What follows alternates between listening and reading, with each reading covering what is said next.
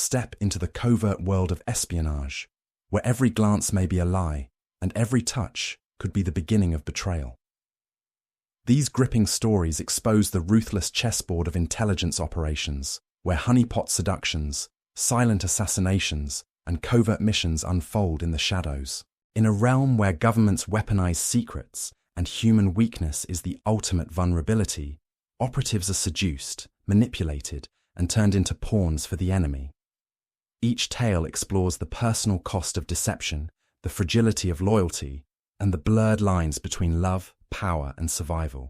Welcome to the world where trust is a liability and betrayal is just another move in the game. Thank you for listening to Seduce and Extract.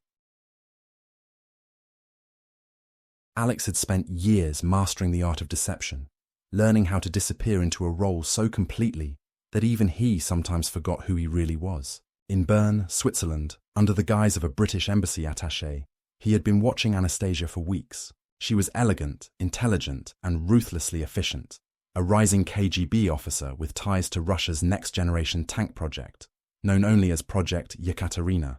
Her beauty disarmed many, but Alex saw through her ice-cold exterior to something deeper. Ambition, loneliness, and a growing frustration with Moscow's iron grip. That was his entry point. He staged their first meeting at a diplomatic gala hosted by the Swiss Federal Department of Foreign Affairs. A spilled drink, a disarming apology, and a flawlessly rehearsed accent were all it took to draw her in. Just enough. Over the following weeks, their connection deepened, cultivated with care. Shared secrets over candlelit dinners, soft jazz drifting through dimly lit bars, late-night walks along the Aar River. Alex offered just enough vulnerability to make it feel real, and to her, it began to feel real too. She let her guard down slowly, testing him at first. But eventually, she began to open up about the suffocating control of Moscow and the secrets she was never supposed to share. Each confession became a thread in the web Alex was weaving, methodical, deliberate, and effective. By the time they spent a weekend together at a private chalet outside Bern, Anastasia had already given up fragments of classified intelligence, technical specs, deployment rumors, names. They came out in wine-soaked conversations, or were whispered in the haze of passion. Alex recorded it all, encrypting the data and transmitting it back to MI6. The mission was working. But as her defenses fell, so did a part of him. Anastasia was no longer just a mark. She was human, complex, wounded in ways he hadn't expected. It started with fleeting silences that lingered too long, the brush of hands neither withdrew from, the softness in her voice when she recalled childhood summers on the Black Sea. He told himself it was still part of the mission, that every gesture, every smile, every glass of wine was a tactic. But something had shifted. She laughed when no one was watching. She bit her lip when deep in thought, all because she was thinking of him. Alex. And when she spoke to Alex of the surveillance that stalked her like a shadow, her voice trembled. The fear was real. He found himself replaying the sound of her laughter, the way she curled her fingers around a wine glass, the warmth in her eyes when she trusted him. She wasn't a target to be used. She was a woman burdened by secrets and starved of freedom, and Alex had crossed a line. A line agents are trained to recognize, but never breach. Duty blurred into guilt, guilt into longing, and longing into something dangerously close to love. He continued to file reports, still checked in with his handlers, but with every truth he withheld, every small act of mercy, he was choosing her, bit by bit. What began as deception had become something far more perilous. Not just the betrayal of a mission, but of himself. The handlers in London didn't care about guilt. They wanted blueprints, vulnerabilities, production timelines, anything that could give NATO an edge. Stay the course, they told him. She's cracking. But Alex wasn't sure who was cracking anymore. Anastasia had begun talking about defecting, asking vague questions about asylum, the West, a life without shadows. Whether it was a test, a trap, or a cry for freedom, he couldn't tell. The mission was entering its most volatile phase, and any misstep could blow his cover, and hers. In the world of espionage, love was leverage, and Alex knew better than to believe in it. But her eyes told a different story. one that was becoming harder to ignore. One night, Anastasia handed him a flash drive without question or explanation. "I want to be free of them," she whispered, her voice trembling. Alex said nothing, only nodding, tucking it into the lining of his coat before holding her. Later that night, while she slept beside him, he opened the files. Schematics, design notes, field test evaluations. All of it. Projekt Yekaterina laid bare. He forwarded the contents to MI6 through a secure line buried beneath the Swiss telecommunications grid, then deleted every trace of his transmission. It was the culmination of months of careful work, his mission nearly complete. But nothing in the world of seduction and secrets ever ends clean. The next morning, Anastasia was gone. On the dresser was a letter. Alex picked it up and began to read. "Alex, if you're reading this, then you already know I'm gone. Please don't waste time trying to find me. By the time you woke, I was hours away, fading back into the fog where we both came from. I didn't want it to end like this. I wanted to tell you everything face to face. But there are no clean exits in our world, only quieter betrayals. I knew who you were long before you thought I did. The carefully placed compliments, the manufactured vulnerability, the way you always listened but rarely spoke about yourself. It was a performance I've seen before. A beautiful one, but still a performance. And yet, somehow, you were different. Maybe that was the danger. Somewhere between the wine and the walks, the lies started to sound like truths. The mission blurred, and I let it. Not because I was careless, but because I cared. More than I ever should have. You made me forget the rules, Alex. You made me want to forget them. But forgetting has consequences. And in our line of work, those consequences are written in blood. There are people watching me, always have been. Moscow doesn't forgive weakness. And falling for you was the greatest weakness I could have shown. I couldn't let them use that. I couldn't let them use you. So I had to disappear before they made the choice for me. This letter is all I can leave you. No answers, no promises. Just a memory of something almost real. You once told me that trust was the most dangerous currency in our business. You were right, but I spent it on you anyway. Don't come looking for me. Live, forget, survive. Yours, Anastasia. Even though Anastasia said not to try and contact her, Alex did. Her phone disconnected, her contacts dead. Whether she vanished on her own or Moscow pulled her out, he never knew. Alex finished his assignment and exfiltrated through the French border 2 nights later. The intelligence was a strategic windfall, praised in quiet rooms in London and Washington. But for Alex, the mission didn't feel like a victory.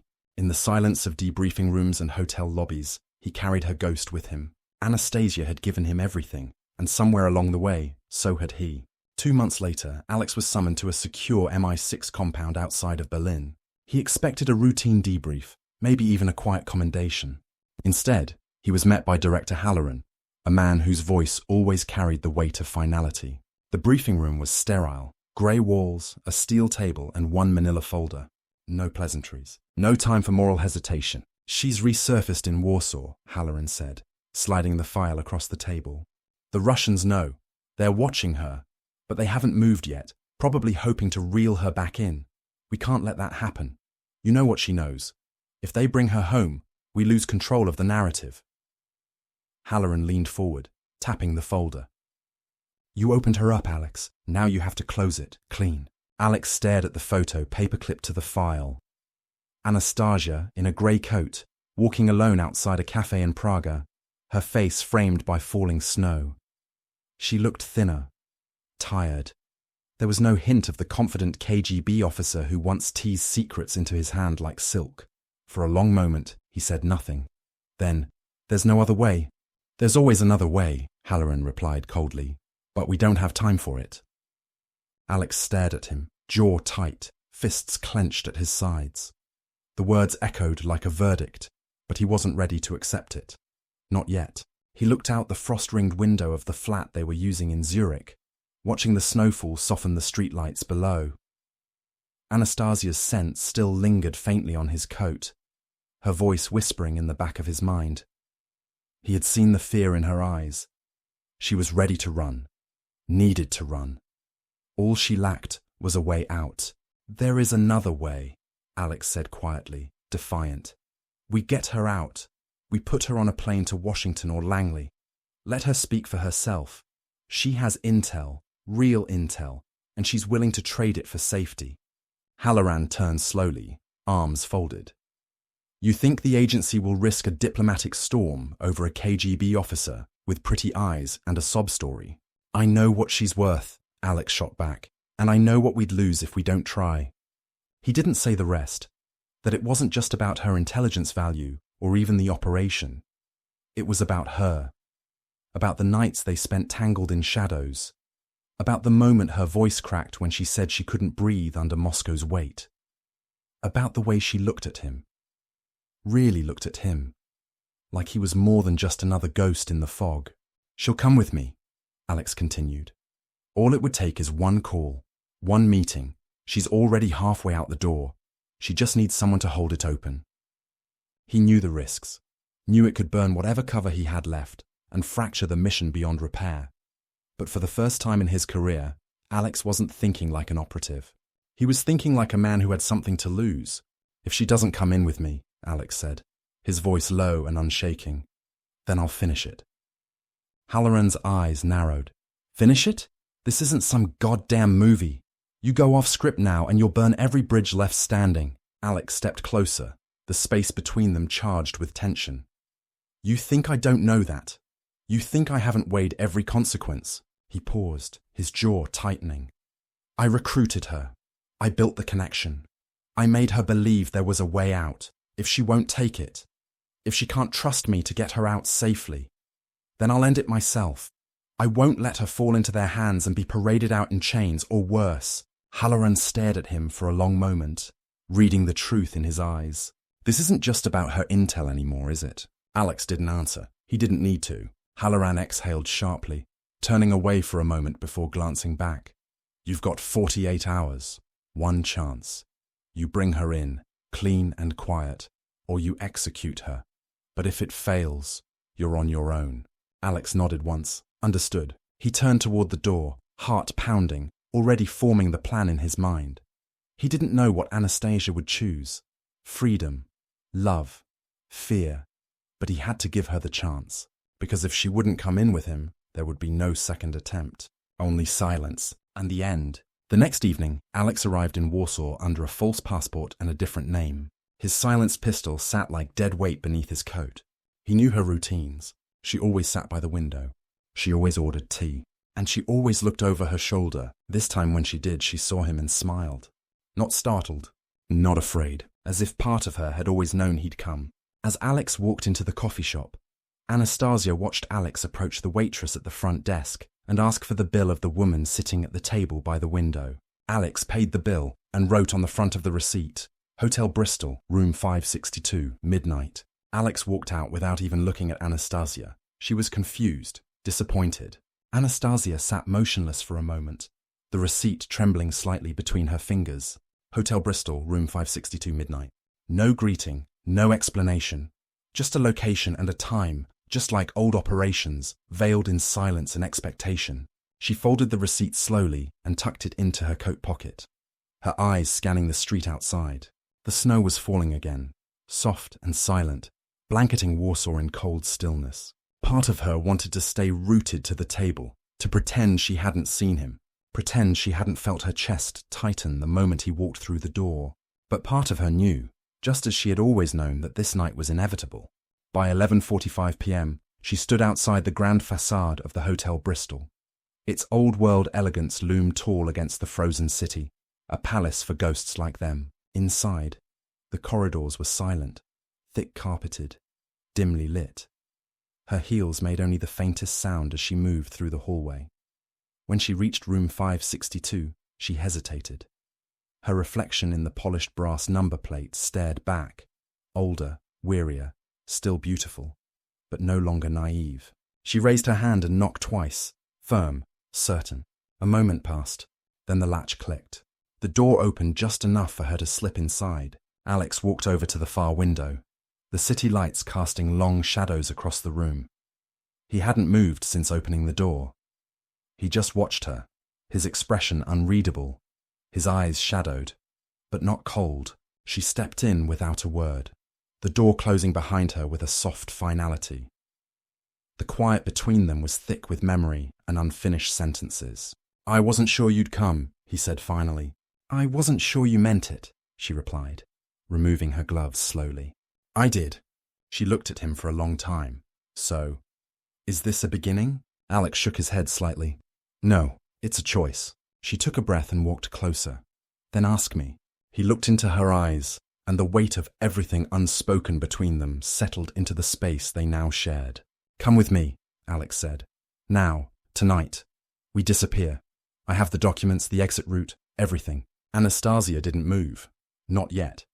"And if I say no, then I finish it." Alex pulled out his Walther PPK with a silencer. She studied him. "You'd kill me?" His jaw flexed. "No, but I'd kill everything we built. Burn the network, cut ties, make sure they never find you, or me." A long silence stretched. Then softly she whispered, "Give me the passport." Alex handed her the forged passport and a folded envelope with transit documents and cash. She took them without a word, her fingers brushing his. For a second, there was stillness. No agents, no borders, no betrayal. Just two people trying to outrun a world built on lies. Anastasia walked over to Alex, her footsteps soft against the carpeted floor, but heavy with everything unspoken between them. She paused in front of him, searching his face. Not for answers, but for recognition, for something familiar. Then, without a word, she raised her hand and placed it gently on the back of his head, her fingers threading into his hair with the care of someone who had memorized every line of him long ago. She guided him downward, slowly, deliberately, and their lips met in a kiss that was neither hurried nor uncertain. It carried the weight of distance, of danger, of things nearly lost. When they pulled apart, she rested her forehead briefly against his, her voice soft and thick with emotion. "I've missed you, Alex," she said, not as a confession, but as a truth she had carried in silence through every surveillance shadow, every sleepless night, every whispered lie. But reality snapped back with the quiet buzz of his encrypted phone on the nightstand. He read the screen and tensed. "What is it?" Anastasia asked. "They're here." He moved to the blackout curtain, parted it slightly. Across the street, a dark sedan sat parked under a dead street lamp. No movement, no running engine, just waiting. "They followed me?" she asked, eyes narrowing. "Yes," Alex said, moving with sudden urgency. He cracked open the closet, revealing a compact duffel with a cache of weapons, burner phones, and a grey peacoat identical to his. "Change. Now." She didn't hesitate. While she slipped out of her coat and into the peacoat, Alex reached into the lining of his own and drew out a second weapon, a compact Makarov, Soviet issue. "You always did like irony," she said dryly, "in case we need to speak their language." By 12:15 a.m., they were out the door, moving like seasoned ghosts through the upper floors. The elevator was a death trap. They took the stairs instead. Each floor they passed, Alex checked the corners. Quiet, clean. Until the second floor. Voices, Russian, low but assertive. He grabbed her wrist and pulled her back into the shadows of the stairwell alcove, holding a finger to his lips. Two men in long black coats emerged from the elevator, KGB. Their posture casual, but their eyes scanned too deliberately. One of them held a hand to an earpiece. "They're communicating with someone." "Down the service stairs," Alex whispered, barely audible. They doubled back, slipping through a staff-only door and descending the back stairwell to the kitchen level. The clatter of cutlery and the scent of bleach masked their approach. A lone hotel staffer glanced at them, but looked away just as fast. He knew better. They exited through a side loading dock into the alley. The cold hit them instantly, biting through their coats. But freedom was close. "Car is 3 blocks east," Alex muttered. "Underground lot." They moved quickly, weaving through narrow alleys between shuttered shops and crumbling stone buildings. The streets were nearly empty at this hour, but not empty enough. Halfway to the garage, a car door slammed. Headlights flared on behind them. "Run!" Alex snapped, grabbing her hand. Gunshots cracked through the night, echoing off the stone. A round shattered a street lamp above, showering them in sparks and glass. Anastasia ducked instinctively, but kept moving. Her breath came fast, visible in the cold. They cut through a narrow pedestrian tunnel. Behind them, the car skidded to a stop, and 2 more figures emerged, shouting in Russian. Alex turned and fired twice, controlled, Precise. One figure dropped, the other ducked for cover. They emerged on the far side of the block. The entrance to the garage was ahead, a low concrete wall and a rising gate. Alex pulled a remote from his pocket. Click. The gate rattled open. Inside, a battered grey Audi sat waiting, its engine cold but ready. He threw open the driver's door and shoved the duffel into the back. "Get in!" Anastasia didn't hesitate. As the gate began to close behind them, a final gunshot rang out, chipping concrete inches from the passenger door. Alex threw the car into gear. Rubber screamed. They vanished into the night. Warsaw, Leon 14 a.m. A cold wind swept through the alley behind the Hotel Bristol, carrying with it the bitter scent of gunpowder and diesel fumes. Blood stained the snow near the pedestrian tunnel, one agent down, another wounded, and being dragged into the black sedan. Inside the vehicle, Major Sergei Antonov slammed his fist against the dash. His face, pale and sharp like a cut stone, was twisted in fury. "How the hell did they get past us?" he growled in Russian. The driver didn't answer. No one did. Antonov turned in his seat and glared at the surviving operative, who held a bloodied cloth to his side. That woman was under surveillance for 18 months. 18 months. And now she's in the wind with a British operative who should have been on a watch list months ago. The wounded man coughed, struggling to stay upright. He was using a false identity. The embassy flagged nothing. Antonov waved him off like swatting a fly. "Get every checkpoint alert. Border, air, rail. They're not trying to disappear into the mountains. They're going to ground. That means the Americans. Get me eyes on the US Embassy within the hour." He leaned forward, pulling out a satellite phone. "And call Moscow. Tell them the asset has flipped. Priority black. If she makes it inside that embassy, we lose everything." En route to the US Embassy, 1:28 a.m. The Audi turned onto Aleje Ujazdowski, the long, tree-lined avenue cutting through the heart of Warsaw. The walls of the US Embassy came into view, its outer security lights glowing faintly behind snow-covered hedges and tall iron fencing. Inside the car, Alex kept one hand on the wheel, the other resting on the pistol in his coat. He hadn't spoken much since they left the garage, but the silence between them wasn't distance, it was calculation. Listening, watching, preparing for the worst. Anastasia sat quietly, passport clutched in her hands, her knuckles white against the leather binding. "We don't have a lot of time," she said finally, her voice soft. "We don't need a lot. Just enough to get you past the gate." "And you?" Alex glanced at her. "I'll get you in. That's all that matters." A faint tremble crossed her features. She reached out, placing a hand on his leg. "Don't do that," she said. "Don't talk like it ends tonight." He didn't respond. Not yet. Hotel Bristol, 1:34 a.m. Antonov stood in the now empty suite, the scent of perfume still faint in the air. He walked to the table by the window, where Anastasia had been just hours earlier. He picked up the receipt left behind, the one Alex had written on. Room 562, midnight. Antonov turned to his team. "He's playing by the old rules. Field tradecraft, meet and run. Which means they'll go for a soft target with guaranteed immunity. They are going to the US Embassy." His jaw tightened. "We're not going to catch them at the border. We catch them on the street, before they cross that line." Back in the Audi, 1:42 a.m., Alex pulled into the side street behind the embassy. A small security gate stood at the staff entrance, unguarded at this hour, but monitored. He stepped out, signaling Anastasia to wait. He approached the intercom, pressed the call button twice, and leaned in. "This is Graham, MI6, codeword Lighthouse. I have a defector. Request immediate protective entry." There was a pause, then static, then a voice. "Copy that, stand by." Alex turned back to the car, nodding at Anastasia. From the shadows down the street, a pair of headlights flared on. Too soon. 1:45 a.m. US Embassy, Warsaw. Rear access gate. The heavy steel gate groaned open just a few feet, enough for someone to slip through in a hurry, but not enough to invite attention. 2 US Marine security guards stood just inside the perimeter, rifles slung across their chests, eyes scanning the shadows with disciplined calm. Alex moved first, one hand on Anastasia's arm, guiding her out of the Audi. "She's the package," he called out, keeping his hands visible. "I'm with British intelligence. She's requesting immediate political asylum." The senior marine sergeant, with hard eyes and a square jaw, stepped forward. "She armed?" No, Alex said, just scared. Behind them, the whine of tires echoed against the snow-covered walls. The black Lada sedan skidded to a stop at the end of the alley. 4 men in dark coats spilled out, weapons drawn, moving quickly. Anastasia froze. Alex stepped in front of her, his voice sharp now. Let her through. The sergeant raised his rifle slightly, eyes shifting between the two of them and the rapidly approaching shadows.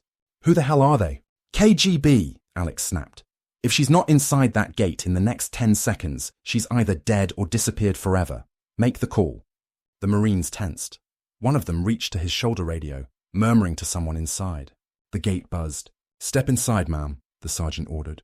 Anastasia moved, but Alex didn't follow. She turned, panic rising. Alex! But the gate only opened wide enough for one. Alex raised a hand. Go. No, she said, her voice cracking. Not without you. The KGB men shouted in Russian. One of them leveled his pistol and fired. A round ricocheted off the concrete post just behind the Marine guard's shoulder. The second Marine dropped to a crouch, rifle up, finger on the trigger. Inside now, the sergeant barked. Another shot was heard, but without a ricochet. Alex felt the round hit him in the back. Anastasia hesitated for a breathless second, then ducked inside the gate. It slammed shut behind her with a metallic clank. Alex turned, drawing his weapon in one fluid motion, and fired twice. The first shot struck the front tire of the Lada. The second hit a brick wall just inches from the advancing agent. The KGB team took cover behind the car and a nearby dumpster, barking commands into handheld radios. Alex backed toward the gate, standing directly between the Marines and the incoming fire. I'm not trying to breach protocol, he said to the sergeant. But if that gate doesn't open again, I'm not walking out of here. The Marine's radio buzzed in his ear. He listened, then nodded once. You've got clearance, he said. Move. The gate buzzed again. Alex turned, sprinted the last few feet, and slipped through just as another bullet slammed into the outer wall. Inside the compound, Anastasia stood waiting under the pale glow of a sodium light, tears glistening on her cheeks. He walked straight to her. Behind them, the gate sealed once more with a heavy clunk. Outside, the KGB agent stopped short, staring at the embassy walls, powerless. Alex let out a breath he hadn't realized he was holding. Anastasia reached for his hand. She froze. Her fingers came away wet red. Her eyes widened. Where is this blood coming from? Alex blinked, staggered slightly, and forced himself upright. We need to get inside. Now. But she was already looking him over, seeing the dark stains spreading beneath his coat, soaking into his shirt near the ribs. He was losing colour, and fast. Alex, she whispered, her voice breaking. He started to step forward, but his knees buckled. Anastasia caught him, her strength surprising even herself, and held him upright. She turned sharply to the Marine just behind them. He's been shot! The sergeant's eyes darted to Alex's side, then to his face. The Marine's professionalism didn't falter. We've got a corpsman inside. Move. 2 Marines stepped in, guiding Alex through the inner security door as the embassy's emergency protocols kicked in. The clatter of boots echoed down the corridor. One Marine called for the on-duty medic. Another pulled a medkit from a wall compartment and ran ahead. Alex winced as the cold air hit the wound, soaking his coat deeper with every step. Anastasia stayed beside him, one hand clutching his, the other pressing firmly against his side, trying to slow the bleeding. You didn't tell me, she said, voice low and trembling.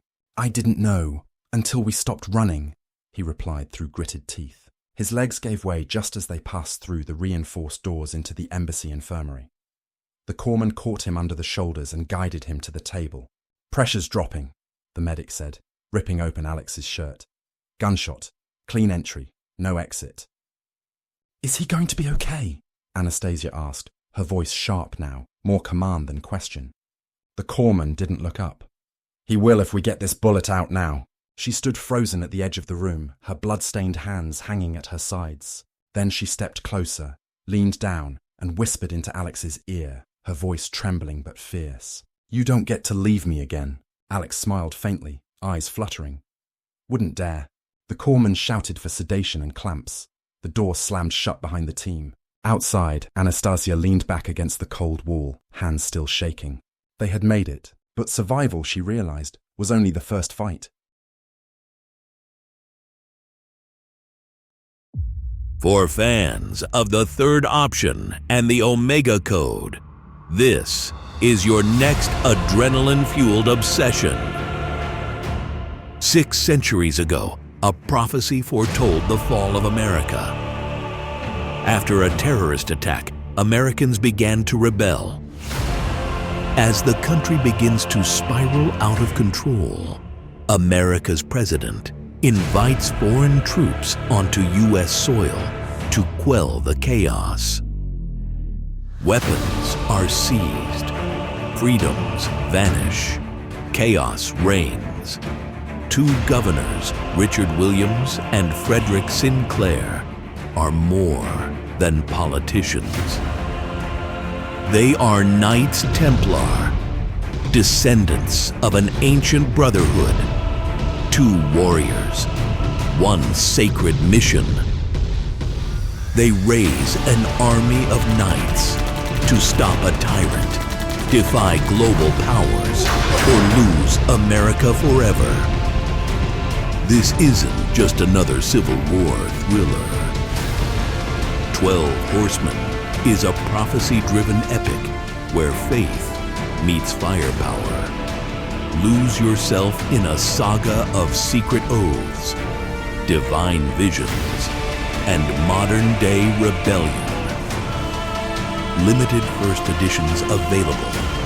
Their oaths were sworn in secret. Their mission spans centuries, and the final battle has begun. Claim your copy of 12 Horsemen today.